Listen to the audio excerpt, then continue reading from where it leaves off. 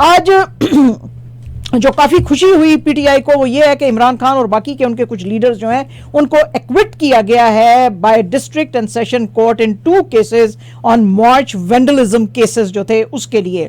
इसके अंदर जो बाकी लोग जिनको एक्विट किया गया है उनमें हैं शाह महमूद कुरैशी, असद उमर, शीरी मजारी, सरताज गुल, अली नवाज आवान, फैसल जावेद, कासिम सूरी, राजा खुरम नवाज, सैफुल्लाह न्याजी। इसके अलावा शेख रशीद अहमद जो हैं उनको भी एक्विट किया गया है। केसेस जो थे इनके अगेंस्ट वो रजिस्टर किए गए थे कोहसार पुलिस स्टेशन और कराची कंपनी पुलिस स्टेशन के अंदर फॉर वायलेटिंग सेक्शन 144। ये वर्डिक्ट जो था इशू किया था जुडिशियल मैजिस्ट्रेट शहजाद खान ने four cases registered at Kohsar police station और जुडिशियल मैजिस्ट्रेट मुरीद अब्बास ने four cases registered at Karachi company police station. Khan के जो लॉयर हैं नईम पंजोता, उन्होंने जर्नलिस्टों को कहा कि ये तमाम के तमाम केसेस जो इमरान खान के खिलाफ लगाए गए थे ये पॉलिटिकल वेंजेंस हैं, इसके साथ इनका कुछ भी लेना देना नहीं था। आज एक्स के ऊपर लोगों ने अगर आप देखेंगे ट्रेंड तो काफी खिल्ली उड़ाई है जो लॉ मिनिस्टर हैं आजम नजीर तारड़ साहब, क्योंकि उन्होंने कहा जी कि जो इस्लामाबाद हाई कोर्ट ने ये जो सीनियर मिलिट्री और गवर्नमेंट ऑफिशियल्स को समन किया है इन मिसिंग पोएट केस ये बिल्कुल का बिल्कुल गलत है। प्रेस कॉन्फ्रेंस कर रहे थे ये इस्लामाबाद में, जिसमें कि उन्होंने कहा जी कि तमाम इंस्टीट्यूशंस को कॉन्स्टिट्यूशनल फ्रेमवर्क के अंदर काम करने की जरूरत है और इस्लामाबाद हाई कोर्ट जो है उसके पास मैंडेट ही नहीं है कि वो किसी हाई ऑफिशियल को बुला के उसके क्वेश्चनिंग कर सकता है। उन्होंने उस वक्त कहा जब इस्लामाबाद हाई कोर्ट के जस्टिस मोहसिन अख्तर कियानी जो थे उन्होंने बड़े सख्त किस्म के रिमार्क्स दिए सिक्योरिटी एजेंसीज और बाकी जो अथॉरिटीज कंसर्न्ड है उनके खिलाफ कि ये जो कश्मीरी पोएट और जर्नलिस्ट अहमद फरहाद शाह साहब जो हैं ये गायब हो गए हैं और इनको अभी तक रिकवर नहीं किया जा सकता है। जब वो हियरिंग कर रहे थे इस केस की तो उन्होंने बड़े सख्त किस्म के रिमार्क्स दिए मिलिट्री ऑफिसर्स को और उन्होंने बड़ा वार्न किया कि इस सिलसिले में हम प्राइम मिनिस्टर को और उसकी कैबिनेट को यहां पे बुला सकते हैं अगर इनको जो है अहमद फरहाद शाह साहब को रिकवर ना किया गया। इसके ऊपर बात करते हुए तारड़ साहब ने कहा जी कि जब हेबियस कॉर्पस पिटीशन फाइल की जाती है तो उसके अंदर कोर्ट को आंसर्स चाहिए होते हैं, तो इसलिए गवर्नमेंट का यह जॉब होता है कि उसको सीरियसनेस से उसका जवाब दे। लेकिन अगर इशू रिजॉल्व ना होए तो फिर अंडर द लॉ जो कि एप्लीकेबल है पाकिस्तान में यानी कि चल रहा है पाकिस्तान में पिछले 50 ईयर्स से, उस पूरे के पूरे केस को पुलिस को दिया जाता है और एफआईआर लॉन्च की जाती है कि उस आदमी को रिकवर किया जाए। तो इसलिए जो कोर्ट ने जो रिमार्क्स आज दिए हैं उसने मुझे बड़ा हर्ट किया। अच्छा जी पैन बड़े हर्ट हो तुसी कोई अच्छे मकसद वास्ते भी हर्ट हो जाया करो, जिस वेले बंदे चंदे मरदे ने साढ़े उस वेले भी हर्ट हो जाया करो, ये केड़ा मसला है हर्ट होंदा। अच्छा जी भारत तो ऐसे है। आज जनाब बड़ी ही एक अजीब खबर है जो पाकिस्तान से आ रही है जो कि कभी ऐसा ज्यादातर होता नहीं है। चीफ जस्टिस ऑफ पाकिस्तान जो है काजी फायज ईसा साहब, उन्होंने उनके पास जो बहुत सारे वैल्यूएबल गिफ्ट्स थे वो आज उन्होंने तोशा खाना को वापस किए हैं जो कि उनको दिए गए थे मुस्लिम वर्ल्ड लीग के सेक्रेटरी मोहम्मद बिन अब्दुल करीम ईसा ने।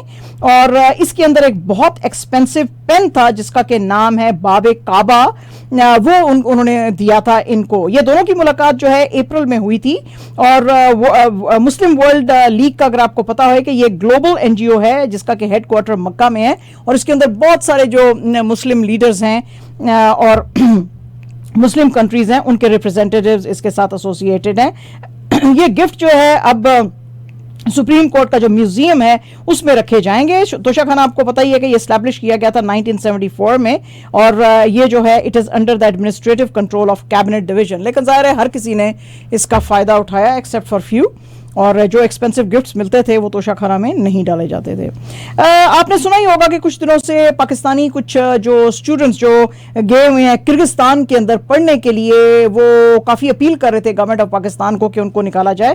तो ओवर 300 स्टूडेंट्स जो हैं उनको आज फिर से इवैक्यूएट किया गया है और ये इस्लामाबाद में इनकी फ्लाइट पहुंची है बिश्केक से।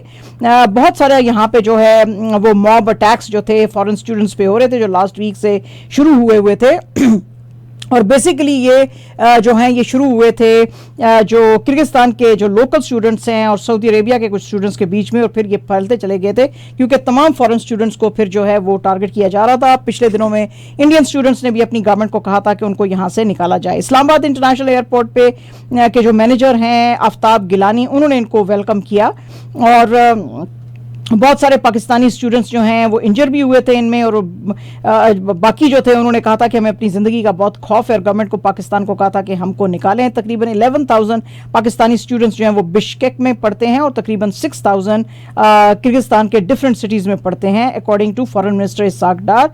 सिचुएशन जो थी फॉरेन मिनिस्ट्री कॉन्स्टेंटली कह रही थी कि अंडर कंट्रोल है, लेकिन स्टूडेंट्स कह रहे थे कि हमको अपनी लाइफ्स का खतरा है, हमको फ़ौरन यहाँ से निकाला जाए। तो काफ़ी जो है गवर्नमेंट ऑफ पाकिस्तान को लान तान दी जा रही थी कि भाई ये क्यों इसको अंडर प्ले करने की कोशिश जो है वो कर रहे हैं।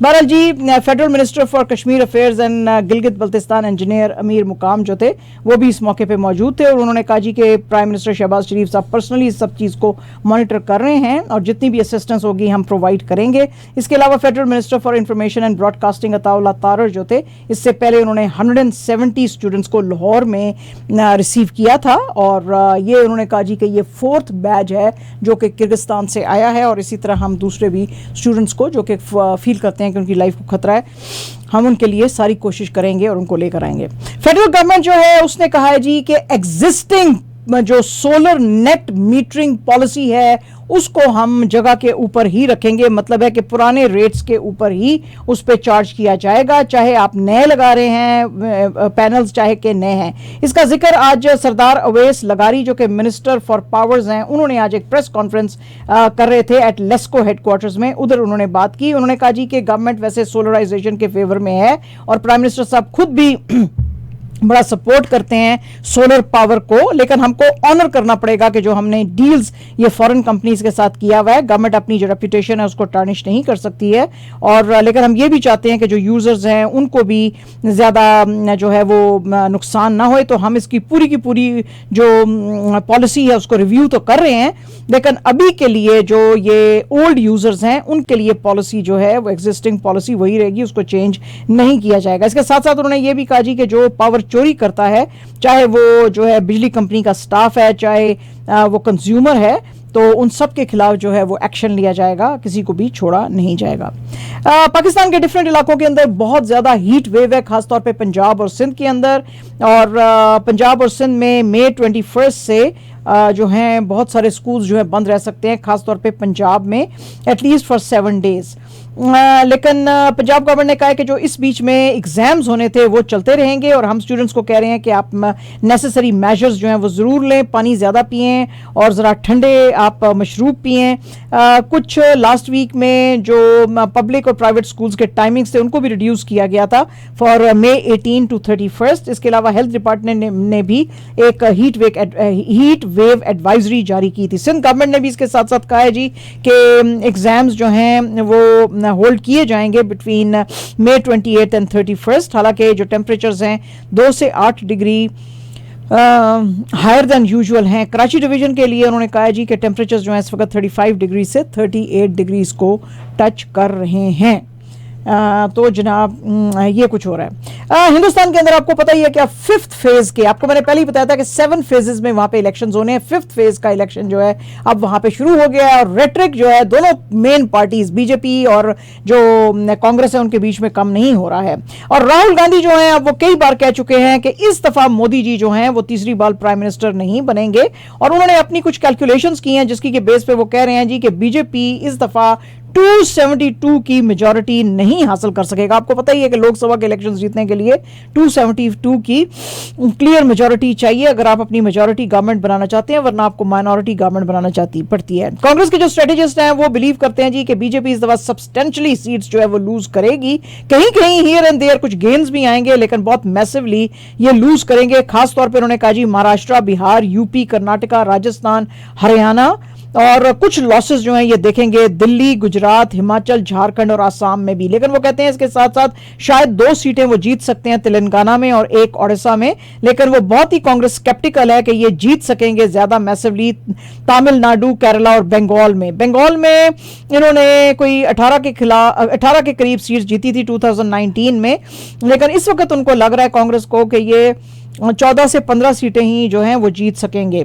उनका कहना है जी कि बीजेपी जो है 5 से 6 सीटें शायद ओवरऑल कंट्री में जीत ले, लेकिन मैसिवली 60 टू 70 सीट्स ये लूज कर सकते हैं इस दफा। वो कहते हैं जी इसकी कई वजह हैं, खासतौर पे यूपी में जैसे लोग जो हैं अब बहुत ज्यादा अगेंस्ट हुए हैं बीजेपी के खिलाफ।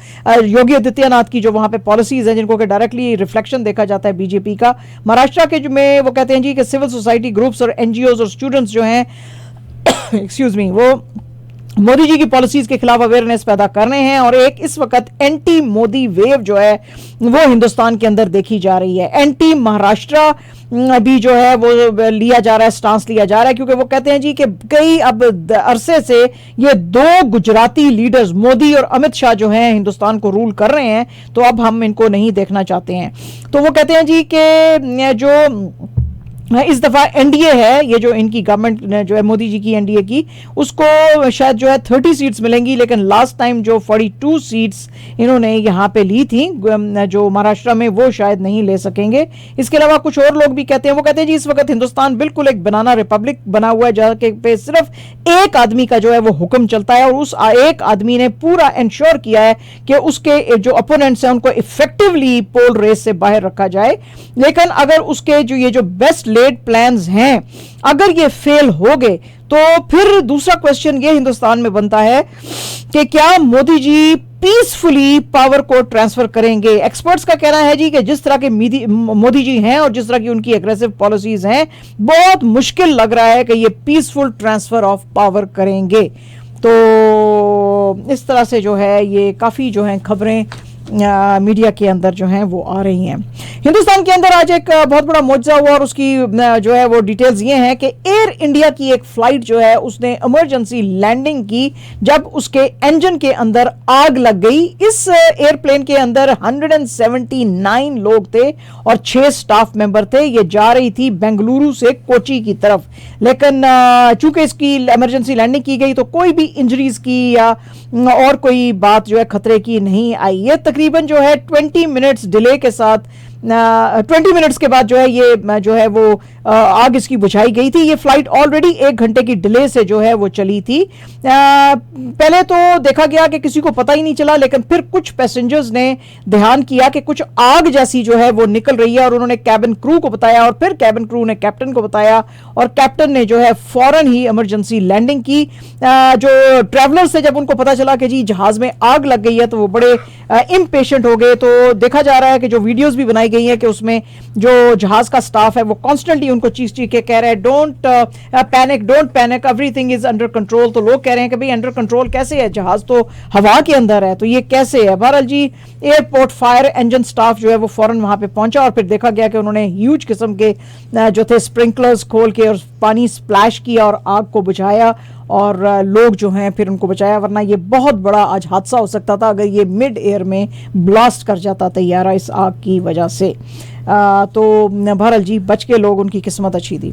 सलमान खान साहब जो हैं जी वो आजकल दुबई गए हुए हैं अपने कुछ काम के सिलसिले में। वहाँ पे हेलो मैगजीन जो है उसको ये एक इंटरव्यू दे रहे थे और वहाँ पे इनके साथ जो है इनकी नीस एक्ट्रेस अलीजे अग्निहोत्री जो हैं वो भी इनके साथ थी। जो तो वहाँ पे जो MC थी सोफी चौधरी, उन्होंने इनसे अलीजे से पूछा कि क्या आप अपने अंकल के ऊपर किताब लिखोगी। तो अलीजे जो है वो जरा थोड़ा चुप कर गई और वो सोचने लगी। तो सलमान ने एकदम से कहा, उन्होंने कहा नहीं नहीं नहीं नहीं ये मेरे बारे में किताब नहीं लिखेगी। तो अलीजे ने कहा कि इनके ऊपर क्या किताब हो सकती है, कोई किताब हो ही नहीं सकती। तो फिर से एक दफा इंटरप्ट किया सलमान खान ने, उसने कहा नहीं नहीं जितना ये मेरे बारे में जानती है ना, इसको तो मैं बिल्कुल इजाजत नहीं दूंगा कि ये मेरे पे किताब लिखे और ये कोई बेस्ट सेलर वेलर नहीं होगी, तो इसलिए ये किताब नहीं लिखेगी। तो लोग जो हैं वो वहां पे जाहिर है कि बड़ा हंसे।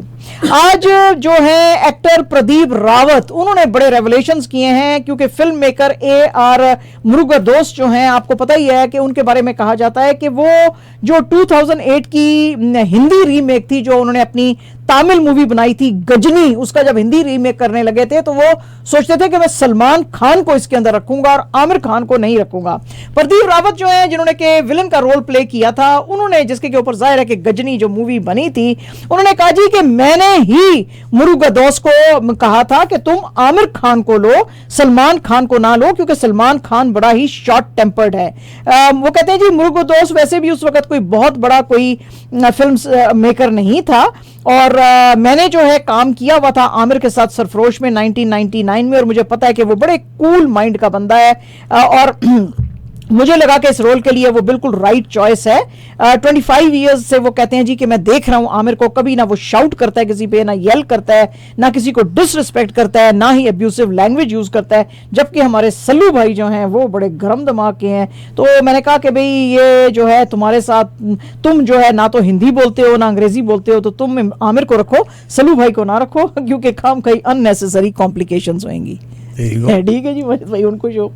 और जनाब हमारी बाजी जो है कंगना रनावत, उसके बारे में हम क्या कहें, पता नहीं वो तबीयत उनकी सेट है नहीं है कोई ना कोई ऐसा बयान देती हैं कि बस बंदा जड़ा ना अग बगोला होकर बैठ जाए। बहरहाल बाजी अब क्या कर सकते हैं। उन्होंने आज कहा जी कि अगर लोकसभा इलेक्शंस में मैं जीत गई तो फिर मैं जो है बॉलीवुड छोड़ दूंगी, क्योंकि बॉलीवुड की वर्ल्ड जो है बड़ी फेक वर्ल्ड है। तो बाजी अभी तक आप फिर काम क्यों कर रहे थे उस फेक वर्ल्ड में। बहरहाल जी, और उन्होंने आज ऑपोजिशन को भी जो है बड़े वो सुनाई बातें सुनाई। आपको पता ही है कि थोड़े दिन पहले जो है जो इंडिया के डिफेंस मिनिस्टर है राजनाथ सिंह, उन्होंने कहा था जी कि जो अगर मोदी जी की गवर्नमेंट आई तो ना सिर्फ ये वाला कश्मीर बल्कि जो पाकिस्तान के पास आजाद कश्मीर है, जिसको कि वो पाकिस्तान ऑक्यूपाइड कश्मीर कहते हैं, वो कहते हैं जी मोदी जी की गवर्नमेंट वो भी लेने की कोशिश करेगी। इसके ऊपर नेशनल कॉन्फ्रेंस के जो प्रेसिडेंट थे फारूक अब्दुल्ला साहब, उन्होंने कहा जी कि इतना भी सिंह साहब पाकिस्तान को इजी ना लो, अगर आप ऐसा कुछ करने की कोशिश करोगे तो पाकिस्तान ने भी कोई चूड़ियां नहीं पहनी हुई हैं। इसी मुद्दे पर बात करते हुए कांग्रेस के लीडर मणिशंकर अय्यर ने कहा था इंडियन गवर्नमेंट को कि आप थोड़ा पाकिस्तान का रिस्पेक्ट करो, क्योंकि एटॉमिक बॉम्ब्स उनके भी पास हैं। आज कल्लू के अंदर ये एक कैंपेन रैली से बात कर रही थी, तो उन्होंने कहा ओ हमें तो आज तक ये पता था कि पाकिस्तान के पास आटा और बिजली नहीं है, लेकिन हमको ये नहीं पता था कि पाकिस्तान के पास चूड़ियां भी नहीं है। ऑपोजिशन कह रही है कि पाकिस्तान ने चूड़ियां नहीं पहनी, तो कोई बात नहीं है, हम उनको चूड़ियां पहनाएंगे। और हम जो है एक वीक हिंदुस्तान नहीं देखना चाहते हैं, जहां पे के एक कांग्रेस का डरा हुआ प्राइम मिनिस्टर जो है वो एक अनस्टेबल गवर्नमेंट जो है वो चला रहा है। हुण बाजी ने इस गल का की जवाब दिए। बाजी हम भी आपको यही कहते हैं, आपने पहले भी 2 तैयारे भेजे थे, वो दोनों तैयारे पाकिस्तान ने, आपने जो कहा ना बड़ा जो आप नैरेटिव आजकल आपका बीजेपी का चल रहा है, घुस के मारा तो घुस के मारा तो क्या फायदा हुआ। 2 तैयारे भेजे, दोनों हमने गिरा लिए, बंदे आपके पकड़ लिए। हाँ, एक का तो आप जिक्र ही नहीं करते हो, दूसरे को हमने अच्छी वाली चाय शाय पिलाई वापस भेजा है। तो बाजी ऐसी हरकतें ना करो ना ऐसी बातें करो। पाकिस्तान ने वाकई चूड़ियां नहीं पहनी। हम अपनी मिलिट्री के बारे में जो भी कहें, हम मिलिट्री इंस्टीट्यूशन के खिलाफ नहीं है, कुछ जर्नैल जो कि गलत हैं उनके बारे में हम बात करते हैं। तो आप इतना भी पाकिस्तान को हौला ना हो। मुशर्रफ साहब की आपको धमकी याद है ना, मुशर्रफ साहब ने आपको क्या कहा था। मुशर्रफ साहब ने भी आपको कहा था कि पाकिस्तान को आप कोई अफगानिस्तान मत समझो पाकिस्तान ने। और फिर आपने कहा जी वो कारगिल में हमने बड़ा वो किया, उन्होंने आपको बताया था मुशर्रफ साहब ने कि कारगिल में भी हमने आपको आपकी गर्दन से पकड़ लिया था। वो तो हमारी पॉलिटिकल लीडरशिप जो है रोने धोने अमेरिका पहुंच गई, ना पहुंची होती तो आपको सबक सिखाते। तो आप जरा थोड़ा ना जरा हौसला करो बाजी जान, हौसला करो। और जनाब अब आपको पता ही है कि फीफा वर्ल्ड कप 2026 के क्वालिफाइंग मैचेस शुरू होने वाले हैं, लेकिन अब मुश्किल ये है कि पाकिस्तान और सऊदी अरेबिया के बीच में जो पहला मैच है वो शायद नहीं हो सकेगा, क्योंकि Pakistan football federation normalisation committee जो है उसने कहा है पाकिस्तान स्पोर्ट्स बोर्ड को कि जो ये फीफा और एएफसी के जो लोगों ने आके इधर दौरे किए हैं जिन्ना स्टेडियम के, वो कह रहे हैं कि यहाँ पे फ्लड लाइट्स जो हैं अकॉर्डिंग टू इंटरनेशनल स्टैंडर्ड्स नहीं है, और अगर ये फिक्स ना की गई तो नेक्स्ट मंथ का जो क्वालिफाइंग मैच होना है वो यहां पे नहीं किसी और न्यूट्रल वेन्यू पे करना पड़ेगा। पाकिस्तान जो है अपने मैचेस जो है अब शुरू करेगा सऊदी अरेबिया और ताजिकिस्तान के साथ जून 6 और 11 को in the second round of क्वालिफायर्स। Saudi Arabia के जो मैच है वो होने वाला है पाकिस्तान के साथ जिना स्टेडियम के अंदर नेक्स्ट मंथ, जबकि ताजिकिस्तान का जो मैच है वो दुशंबे सेंट्रल स्टेडियम के अंदर पाकिस्तान का होएगा। पाकिस्तान वैसे भी जो ग्रुप जी है उसके बॉटम पे ही है, क्योंकि पाकिस्तान ने अपने चारों मैच लूज कर दिए थे। 4-0 से लूज किया था इससे पहले सऊदी अरेबिया के खिलाफ इन अल अहसा इन नवंबर, 6-1 अगेंस्ट ताजिकिस्तान इन एट इस्लामाबाद, यहीं पे इसी जगह पे जिना स्टेडियम में नवंबर में, जॉर्डन से 3-0 इन इस्लामाबाद ड्यूरिंग रमजान जो मैचेस हो रहे थे, and then 7-0 at Aman international stadium. तो फर्क तो नहीं पड़ता, लेकिन जाहिर है कि इंटरनेशनल एक स्पॉटलाइट पाकिस्तान पे आती है जब ये इंटरनेशनल मैचेस होते हैं। तो जिना स्टेडियम के अंदर वो कह रहे हैं जी कि इसको ठीक करवाएं आप, ये जितनी भी स्पोर्ट्स लाइट्स हैं। लेकिन जनाब कुछ अच्छी खबरें भी हैं, लेकिन इससे पहले एक और आपको दुख की खबर दे दें। पाकिस्तान विमेन क्रिकेटर्स जो हैं उन्होंने 3 मैच T20 सीरीज जो चल रही थी इंग्लैंड के खिलाफ वो सारी की सारी हार दी है, और तीसरा मैच जो है वो भी उन्होंने 34 रन से लूज किया है। इनको 177 रन दिए गए थे जो इन्होंने बड़े वैसे अच्छे तरीके से चेस करने शुरू किए गुल फिरोजा और सिद्रा अमीन ने, जब उन्होंने 30 रन बनाए 29 और 26 ऑन 29 रिस्पेक्टिवली। लेकिन फिर जिस वक्त सिद्रा जो हैं उनको आउट किया सोफी एक्लेस्टोन ने, और फिर नेक्स्ट ही ओवर में फिरोजा को शार्ली डीन ने, उसके बाद से फिर पाकिस्तान की जरा जो कश्ती है डगमगा गई। इसके बाद निदा डार ने स्कोर किए 29 ऑफ 24 बॉल्स, आलिया रियाज ने 35 ऑफ 27, लेकिन फिर भी ये टारगेट जो है वो नहीं कर सके। इंग्लैंड की डैनी वेट जो है उन्होंने स्कोर किया 87 रन ऑफ 48 बॉल्स। निदा डार और डायना बेग ने 3 विकेटें ली, फातिमा सना जो है उसने 1 लिया। ये टूर जो था स्टार्ट हुआ था मई 11 को। पहला मैच पाकिस्तान हारा था 53 रन से और फिर सेकंड 65 से। तो बहरहाल बड़ा दिल तो गुर्दा तो बड़ा दिखाया वैसे पाकिस्तानी क्रिकेट टीम जो है, विमेन क्रिकेट टीम। और जनाब for the first time in the history of European body building championship जो कि बुडापेस्ट में हो रही थी, उसमें पाकिस्तान ने हिस्सा लिया और पाकिस्तान के 2 बॉडी बिल्डर्स जो हैं उन्होंने मेडल्स जीते। ये जो है जो इवेंट था इसके अंदर 2 पाकिस्तानी बॉडी बिल्डर्स थे, एक अरसलान बेग जिसने कि सिल्वर मेडल जीता इन स्पोर्ट्स फिजिक कैटेगरी में, और शहजाद कुरैशी जो था उसने ब्रॉन्ज जीता इन बॉडी बिल्डिंग कैटेगरी में। General secretary of Pakistan body building federation Suhail Anwar जो है उन्होंने विनर्स को जो है बड़ी मुबारकबाद दी। इसके अलावा Pakistan ambassador to Hungary Asif Hussain Memon ने भी इनको मुबारकबाद दी। ये इवेंट जो है ऑर्गेनाइज और सुपरवाइज किया गया था by Hungarian body building and physique sports federation under the guidance of Hungarian government, और ये मैचेस शुरू हुए थे जो है वो मई 18 से। पाकिस्तानी प्लेयर्स जो थे वो हंगरी में पहुंचे थे मई 16 को।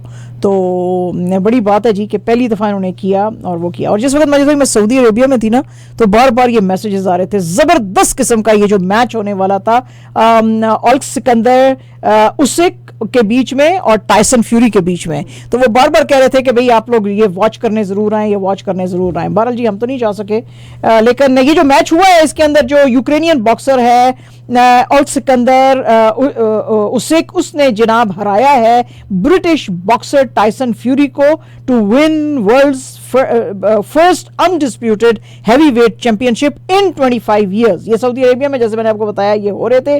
फ्यूरी पहले तो लग रहा था कि बड़े जबरदस्त अटैक्स कर रहा है उसिक के ऊपर, लेकिन फिर उसिक ने डोमिनेट किया, और ये फ्यूरी की फर्स्ट डिफीट है in his 36 match career. First defeat है ये उसिक जो है वो। So as a result Usyk joins now the likes of Muhammad Ali, Joe Louis and Mike Tyson to be the undisputed heavyweight champion. This has happened for the first time since boxing recognised 4 major belts in 2000। ये इनके बीच में एक rematch जो है वो हो सकता है अक्टूबर के अंदर इसी साल में, और इस मैच को देखने के लिए बड़े बड़े सेलिब्रिटीज आए थे। इसके अंदर रोनाल्डो, नेमर, एंथनी जोशुआ और भी बहुत से लोग थे। अच्छा, ये मैच जो था ये तो थ्रिलिंग था ही था, लेकिन लोगों की नजरें रोनाल्डो के ऊपर भी रही जिसने कि $4,000 गुची आउटफिट पहना हुआ था, लेकिन इससे भी ज्यादा $1.5 मिलियन की फ्रैंक मुलर वॉच पहनी हुई थी रोनाल्डो ने, जिसके के ऊपर 424 व्हाइट डायमंड्स लगे हुए थे। इससे पहले भी जो है रोनाल्डो को देखा गया बड़ी एक्सपेंसिव वॉचेस पहनेंगे। इससे पहले एक इवेंट के ऊपर $2 मिलियन की जेकब एंड को ट्विन टर्बो फ्यूरियस जो वॉच है वो पहने हुए इसको देखा गया था। तो लग रहा है अपना पैसा जो है सही जगह पे इस्तेमाल कर रहा है ये है रोनाल्डो। कोई बात नहीं है रोनाल्डो, हमारे पास मजिद भाई हैं, मजिद भाई कहते हैं चाइना से मैं तुम्हें बनवा दूंगा एग्जैक्टली द सेम थिंग। ठीक है, जेकब एंड को ट्विन टर्बो फ्यूरियस आप मुझे बनवा के देंगे, ठीक है जी। ये है अच्छा जनाब, एंड अब हम स्पेशल रिपोर्ट एक आपके लिए शुरू करने लगे हैं।